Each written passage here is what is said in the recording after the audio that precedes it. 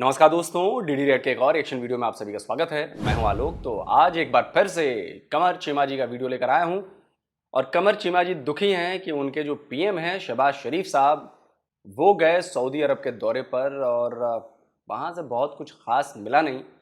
मामला उलट गया।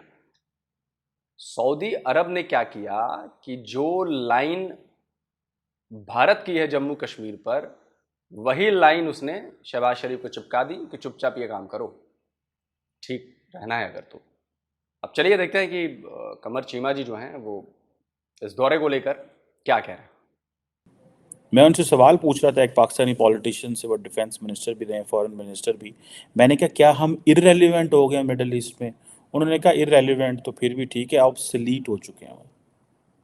सो क्वेश्चन ये है कि थोड़ा अर्सा पहले हमें ये बताया गया था, जब पाकिस्तान के साबिक केयर टेकर प्राइम मिनिस्टर गए यूएई और सऊदी अरेबिया, और हमें बताया गया $50 अरब की इन्वेस्टमेंट आ रही है। अभी वज़ीर आज़म सऊदी अरब से होके आ गए हैं और उनकी मोहम्मद बिन सलमान साहब से मुलाकात भी हुई है। वो पता चला है वो $5 अरब हो गई है। वो 50 से ज़ीरो हटा दिया, पीछे 5 रह गया। क्वेश्चन ये है कि ये बात सही है। पहले बड़ा फैलाया गया कि सऊदी अरब जो है वो $50 अरब जो है वो इन्वेस्ट करने वाला है पाकिस्तान में, और पाकिस्तान में तो मतलब खुशी की लहर दौड़ गई। अरे देखो, भारत के बराबर में आ गए हम, सऊदी अरबिया से हमारा रिलेशन फिर ठीक हो गए हैं, और 50 अरब और ये और वो। अब ताज़ा खबर यही आई है कि $5 अरब की इन्वेस्टमेंट की बात कही है एमबीएस ने। और अब चूंकि ये भाई साहब गए थे मांगने वहाँ पर, शहबाज शरीफ साहब, तो बेचारा कोई मेहमान का ऐसे बेइज्जती तो नहीं करता ना। तो उन्होंने कहा कि हाँ हाँ ठीक है, हम $5 अरब कर देंगे और उसको स्पीड अप करते हैं, उसको डबल स्पीड में करेंगे। अभी तो कुछ हुआ नहीं है, अभी तो कुछ हुआ नहीं है, बस बोल दिया है कि हाँ हाँ करेंगे करेंगे करेंगे। अब वो पाकिस्तानी हेडलाइंस बना रहे हैं धड़ाधड़ धड़ाधड़, 5 अरब 5 अरब। कहाँ $5 अरब यार। यहाँ $5 अरब तो दाएं बाएं में हो जाता है हमारा मामला।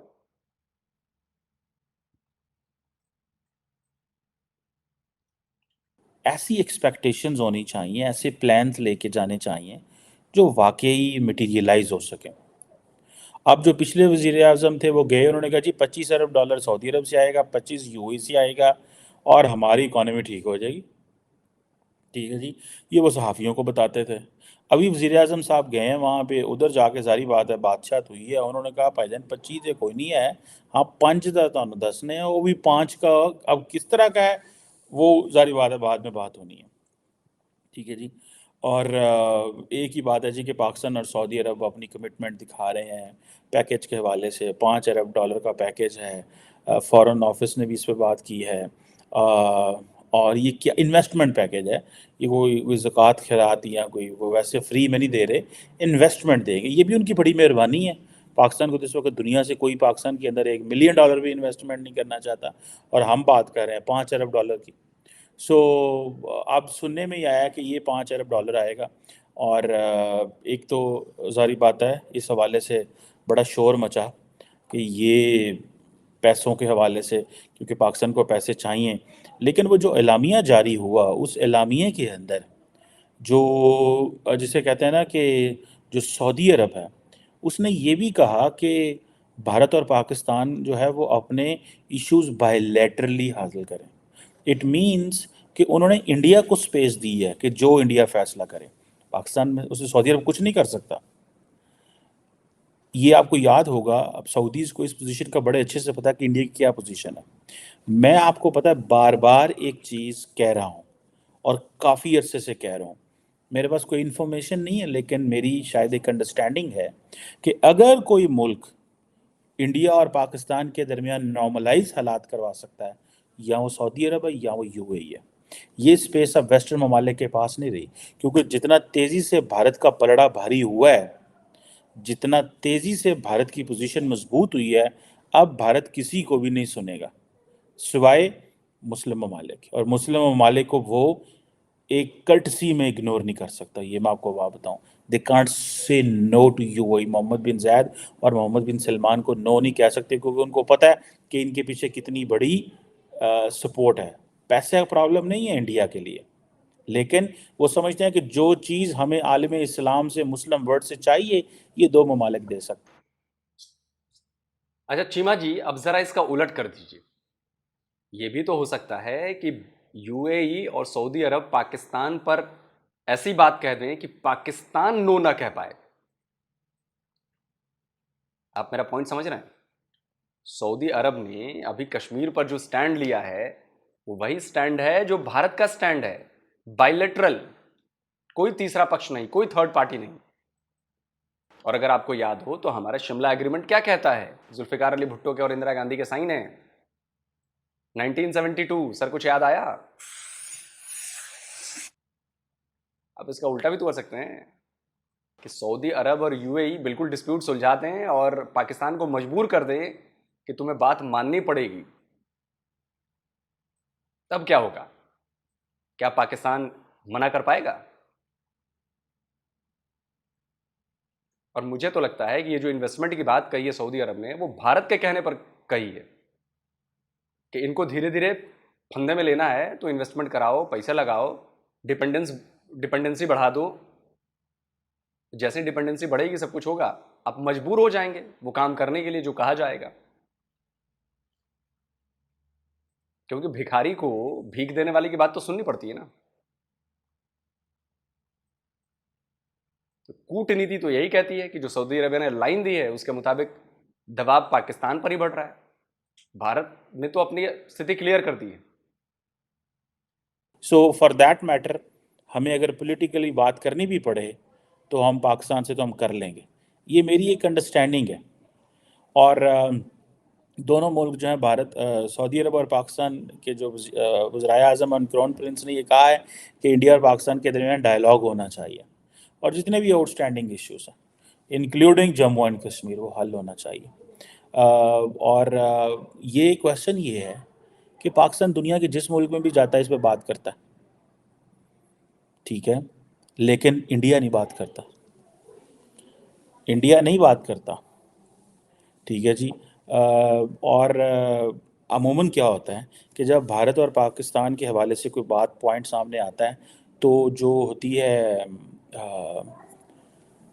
रेफरेंस जो दिया जाता है वो दिया जाता है यूएन सिक्योरिटी काउंसिल का, कि जैसी जो यूएन सिक्योरिटी काउंसिल के रेजोल्यूशन है उसके तहत हल किया जाना चाहिए। लेकिन इस एलामिया के अंदर ये जो जॉइंट स्टेटमेंट आई है इसके अंदर कोई रेफरेंस नहीं है। और आपको पता है ये पाकिस्तान का एक traditional political diplomatic legal point of view है कि ये सारे के सारे यूएन सिक्योरिटी काउंसिल में लेके जाना चाहिए। लेकिन सो इंडिया ने क्या किया है कि इंडिया ने over the period of time अपना पलड़ा, अपनी जो पॉलिटिकल माइलेज है इतना ज़्यादा अचीव कर लिया हुआ है कि अब उसने दूसरे मुल्कों को भी बता दिया हुआ है कि आप इसको हमारे बायलैटरल फ्रेमवर्क में करें। सो अमेरिकन हो, ब्रिटिश हो, यूरोपियन यूनियन हो, जितने भी ऐसे इंपॉर्टेंट मुल्क थे जो कॉन्टीन्यूसली इस पर बात कर रहे थे, उन्होंने उनको ये याद करा दिया कि आप ऐसे किया करें, जब भी आपसे पाकिस्तान बात करे तो आप इसको बायलैटरल में ले जाएं। जब आप इसको बायलैटरल में लेके जाएंगे तो हम इसको हल कर लेंगे। लेकिन बायलैटरली इंडिया बैठती नहीं है पाकिस्तान के साथ, आप समझ रहे हैं बात को? बायलैटरली बैठता नहीं है, मल्टीलैटरल किसी फोरम को मानता नहीं है और किसी थर्ड कंट्री की भी नहीं मानता। सो इंडिया बेसिकली जिन्हों कहते हैं ना वो करा रहा है, उसे पता नहीं क्या क्या कहते हैं, और जब हॉकी खेलते हैं तो बस वो गेंद को लेके जा रहे होते हैं, गोल भी नहीं करते और किसी को बॉल भी नहीं देते। सो इंडिया टेक्निकली तो इंडिया समझता है उन्होंने गोल कर दिया हुआ है क्योंकि उन्होंने कश्मीर का जो स्टेटस है वो चेंज कर दिया यूनिलैटरली, ठीक है। और अब ये जो बायलैटरल फ्रेमवर्क है, जाहिर बात है ये सर तो ये बताइए कि जो कश्मीर का स्टेटस था वो यूनिलैटरली नहीं था क्या? आर्टिकल 370 किसने लगाया था? आर्टिकल 370 किसके कॉन्स्टिट्यूशन का पार्ट है? इंडियन संविधान का पार्ट है ना। 370 आर्टिकल पाकिस्तान के कॉन्स्टिट्यूशन का पार्ट तो नहीं है, वो हमारे संविधान के मुताबिक लगाया गया था और वो टेम्पररी था। हमने अपने संविधान के मुताबिक उसको हटा दिया क्योंकि टेम्पररी हमने तभी लिखा था। यूनिलैटरली कैसे हो सकता है? हाँ, ये आप कहें कि यूनिलैटरली उसने लगाया था तो ये बात मानी जा सकती है कि चलो ठीक है। ये शिमला एग्रीमेंट है, शिमला एग्रीमेंट को भारत ने वैसे स्क्रैप कर दिया हुआ है, क्योंकि उन्होंने ये कहा है कि ये तो हम यूनिलैटरली उन्होंने सारा कुछ हल कर लिया। पहले मल्टीलैटरल से बायलैटरल, बायलैटरल से यूनिलैटरल। कई लोगों को कहना यह है कि पाकिस्तान को इसको बायलैटरल में लेके जाने की ज़रूरत ही नहीं थी, पाकिस्तान इसको सारे का सारा डाल देता इंटरनेशनल कम्युनिटी पे। लेकिन अब इंटरनेशनल कम्युनिटी के पास कुछ भी नहीं है, बायलैटरली से उनकी इतनी ताकत है पॉलिटिकल कि वो इसको यूनिलैटरली इन्होंने सॉल्व कर लिया है, पाकिस्तान को उन्होंने पूछा ही नहीं है। सो ये एक बेसिकली मैं समझता हूँ पाकिस्तान को एक लार्जर एक सेटबैक तो ज़रूर मौजूद है। और अगर आपको याद हो कि जब भारत ने 370-35A चेंज किया, रिवोक किए ये आर्टिकल्स, तो उसके बाद पाकिस्तान कहता रहा सारे आलम इस्लाम से कि प्लीज़ OIC का कोई इजलास बुलाएं, लेकिन किसी मुस्लिम मुल्क ने हिम्मत नहीं की थी भारत को नाराज़ करने की। उन्होंने पाकिस्तान को नाराज़ कर लिया था, क्योंकि उसमें क्या होना था, अगर वो इजलास बुलाया जाता तो उसमें फिर भारत के खिलाफ आपको कोई ना कोई रेजोल्यूशन निकालना पड़ना था, जिसको ना सऊदी अरब पसंद करता था, ना UAE पसंद करता था, और ना ही कोई और मुल्क पसंद करता था। तो उसके बाद से आप देखें कि जो आलम इस्लाम है, जिसे ये सो कॉल्ड, जिसे हम आलम इस्लाम कहते हैं, या जिसे OIC, वो आप आजकल तो मजाक उड़ाते हैं हम OIC का, OIC जैसे वो अंग्रेजी में होता है ना, ये वो वाली OIC है। सो ये एक चीज़ है, मैं समझता हूँ कि ये एक पाकिस्तान के पास एक ऐसी पोजीशन में खड़ा कर दिया है इंडिया ने ला के कि हम वी कांट डू एनीथिंग। और अब तो आपको पता है कि जैसे पिछले कुछ अर्सा पहले स्मृति ईरानी गई थी सऊदी अरब, तो वहाँ पे उनको बड़ा वेलकम किया गया। किस लिए वेलकम किया गया? इसीलिए वेलकम किया गया, उन्होंने कहा फायदा नहीं देते कस्टमर ने साढ़े, ये तो उम्रा और सऊदी के लिए हज करने के लिए लाखों इंडियंस को भेजेंगे। अब पाकिस्तान ने हज इतना महंगा कर दिया, पाकिस्तानी जाते नहीं है सऊदी अरब, तो उन्होंने कहा it's better to get Indians, Indians को लेके आना ज़्यादा अच्छा है ना। आना तो आप देखें, फॉर सऊदीज एवरी मुसलमान is a customer, because every मुसलमान when he goes he spends at least $1,000। लेकिन सर पाकिस्तानियों ने तो इसमें भी दिमाग लगा लिया है ना। पाकिस्तानी सऊदी अरब जाते हैं तो वहाँ भी कमाई का धंधा शुरू कर देते हैं, भीख मांगना। अब एक वीडियो बड़ी वायरल हो रही है, एक पाकिस्तानी ने दूसरे पाकिस्तानी को भीख मांगते हुए पकड़ लिया, और फिर क्या हुआ देखिए। अस्सलाम वालेकुम। इस भाई को कोई जानता है? नहीं नहीं नहीं, नहीं। इस भाई को कोई जानता है? ये देखो जी, ये पाकिस्तान से आया है, ये साले हमारे पाकिस्तान का नाम बदनाम कर रहे हैं। इधर देखो भाई, इधर एक मिनट तेरी वीडियो बना रहा हूँ मैं। साले ये सऊदी अरब में आके मांग रहे हो, शर्म नहीं आती तुम लोगों को? तो ये बताइए कि तो सऊदी वाले पाकिस्तानियों को क्यों बुलाएंगे सर? वो तो उल्टा आके उनके नाम पर दाग लगा रहे हैं कि आके वो मक्का में मदीना में भीख मांगते हैं, सऊदी अरब में भीख मांगते हैं। और इसका जीता जागता सबूत मैंने आपको दिखा दिया। तो पाकिस्तानी तो हर जगह शॉर्टकट अपनाना चाहते हैं ना। वो उस जगह को भी जाके गंदा कर रहे हैं जो इस्लाम की सबसे पवित्र जगह है, और उसके बाद कहेंगे अरे वो साड़ी पहन के स्मृति ईरानी ये काफिर कैसे चली गई वहां पर। अरे आप लोग क्या कर रहे हो? वो तो मुसलमानों के भले के लिए बात करने गई थी, वो तो सऊदी अरब के लिए भलाई की बात करने गई थी, वो अपने मुसलमानों के लिए, अपने देश के मुसलमानों के लिए जो सुविधाएं हैं वहां पर उसकी बात करने गई थी। पाकिस्तानी क्या कर रहे हैं? भीख मांग रहे हैं सऊदी अरब में जाकर। आपको क्या लगता है कि सऊदी अरब वालों को कुछ पता नहीं है?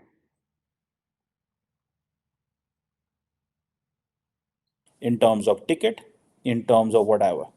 सो हर बंदा जो आता है वो $1,000 करता है। और अभी तो सऊदीज़ ने, आप देखिएगा सऊदी अरब जो है, ये मैं आपको बात बताऊं, ये UAE को काट जाएगा पीछे। वो कैसे? जो न्योम सिटी बन रहा है, ठीक है, रेड सी के ऊपर, ये एक बड़ा स्ट्रेटेजिक, एक तो ये बड़ा जैसे कहते हैं ना मॉडर्न सिटी होगा। दूसरा इसमें ये है कि इस सिटी के अंदर ये है कि सऊदीज़ कहते हैं भाई तुम पार्टी करने क्यों दुबई जाते हो? बहुत सारे इंडियंस, पाकिस्तानी और बाकी दुनिया के ममालिक वो पार्टी करने दुबई जाते हैं। दुबई से वो फिर जहाज़ पकड़ते हैं, 2 घंटे की फ़्लाइट, आ जाते हैं होंगे जद्दा।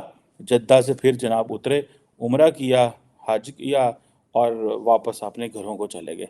वो कहते हैं आप ऐसे करें, हम आपको टूरिस्ट वीज़ा भी देते हैं, हम आपको सारा फैसिलिटीज़ देते हैं, आप आएँ और आप यहाँ पे उम्रा करें और रहें, यहाँ पे पैसे लगाएं, एंड देन आप क्या करें, वापस जाएं।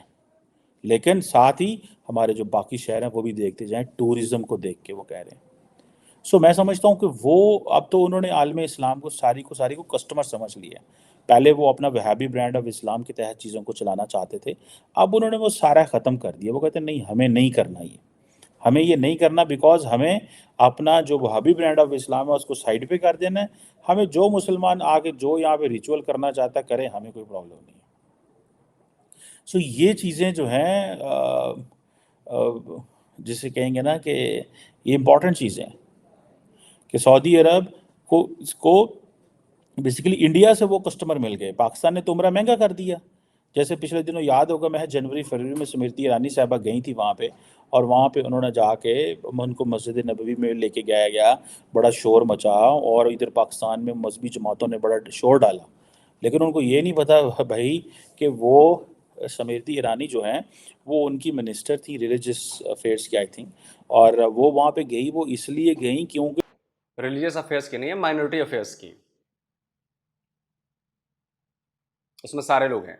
माइनॉरिटी अफेयर्स में मुस्लिम भी हैं, ईसाई भी हैं, सिख भी हैं, जैन भी हैं, बौद्ध भी हैं, जो भी माइनॉरिटीज़ में आते हैं तो सब है। क्योंकि वो अपने लोगों के लिए पैकेज का बात करने गई थी कि हमारे लोगों को क्या फैसिलिटीज़ दोगे भैया, हमारे लोगों को क्या फैसिलिटीज़ दोगे। वो इसलिए नहीं गई थी वहाँ पे किसी और चक्कर में, वो वहाँ पे इन चीज़ों के लिए गई थी। और मैं ज़ाती तौर पे ये समझता हूँ कि सऊदी अरब की बायलैटरल ट्रेड तो आपको पता है 55 अरब डॉलर है। मोहम्मद बिन सलमान रिसेंटली जब G20 पे आए थे, उसके बाद उनको स्टेट विजिट का वो प्रोटोकॉल और वो सारा दिया गया था। और मुझे जहाँ तक याद है कि ये जो है ट्रेड वो $100 बिलियन होने वाली है। भारत और सऊदी के बीच ये ट्रेड $100 बिलियन की होने वाली है,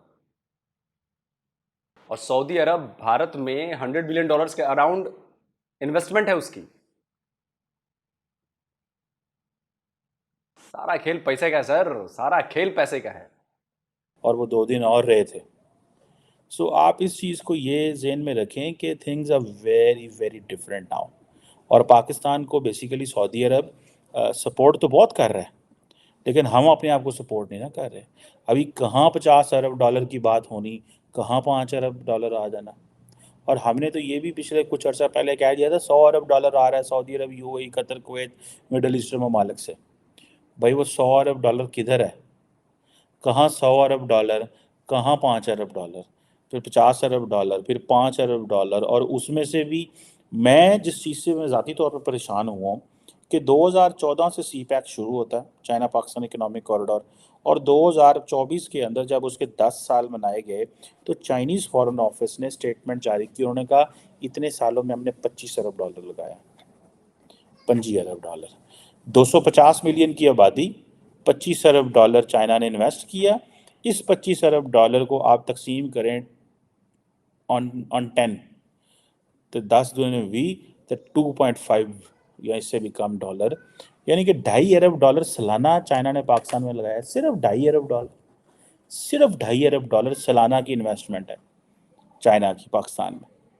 ठीक है, सो ये जो 5 अरब डॉलर है, ये पता नहीं अगले 10 सालों में लगना है कि कितनी देर में लगना है, इसका भी हमें कोई पता नहीं है। यही तो बात मैं कह रहा था। चलिए वीडियो खत्म करते हैं, मोटा मोटी बातें हो गई। आप वही है कि भाई सऊदी अरब ने बस पाकिस्तानी पीएम के आने का मान रख लिया, बोला कि ठीक है यार कुछ दे दो यार। 5 अरब डॉलर आपके सीधे बैंक में नहीं दिए उन्होंने कहा है कि 5 अरब डॉलर हम आने वाले टाइम पे इन्वेस्ट करेंगे पाकिस्तान। ये जो एग्जांपल दिए ना उन्होंने कि चाइना ने 10 साल में 25 अरब डॉलर इन्वेस्ट किए, तो 2.5 अरब डॉलर पर ईयर, तो वो 5 अरब डॉलर, अगर 1 अरब डॉलर इन्वेस्टमेंट होगी तो 5 साल में कर देगा सऊदी अरब। तो उसका कोई फायदा, जैसे CPEC का कोई फायदा नहीं हुआ पाकिस्तान को, वैसे ही उसका भी कोई फायदा नहीं होने वाला पाकिस्तान को। पाकिस्तान को अभी चाहिए कैश, और सऊदी अरब कह रहा है कि ठीक है आपके हम इन्वेस्ट करेंगे धीरे धीरे, कहीं लगा देंगे पैसे, और पाकिस्तान को चाहिए कैश, क्योंकि कैश की कमी है ना। पाकिस्तान के जो फॉरेक्स रिजर्व है पाकिस्तान का, उसमें शायद $8 बिलियन पड़े हैं। उसमें भी कुछ सऊदी अरब के हैं, कुछ UAE के हैं, कुछ चाइना के हैं, वो भी पाकिस्तान के अपने पैसे नहीं। तो पाकिस्तान के पास इंपोर्ट की पावर खत्म होती जा रही है, इनफैक्ट खत्म हो गई है। आईसीयू में हैं आप। अगर आपके यहाँ कैश पैसे नहीं आए, आईएमएफ ने अब कुछ दे दिए हैं तो कुछ हफ्ते काम चल जाएगा, आप पेट्रोल डीजल कहाँ से इंपोर्ट करोगे? बाकी ज़रूरी चीज़ें कहाँ से इंपोर्ट करोगे? दवाइयाँ कहाँ से इंपोर्ट करोगे? आपके यहाँ तो कुछ बनता नहीं है। सोचो सोचो इस पर। और रही बात भारत और सऊदी अरब के संबंधों की, तो वो धीरे धीरे पाकिस्तान को समझ में आ गया है कि बेटा खेल तो कर दिया है भारत ने, और सिर्फ सऊदी अरब ही नहीं, पूरे मिडिल ईस्ट में खेल कर दिया है। देखिए, इसके कई एस्पेक्ट हैं, कई कई कई। सबसे पहला बिजनेस है, कारोबार है। दूसरा, वहां पर जो इंडियन रह रहे हैं वो सिटीज को चला रहे हैं, वो यूएई को चला रहे हैं, वो सऊदीया को चला रहे हैं, सर्विसेज दे रहे हैं, बिजनेस कर रहे हैं। यानी कि अगर आपको ग्रोथ करनी है तो आपको इंडियंस की नीड है।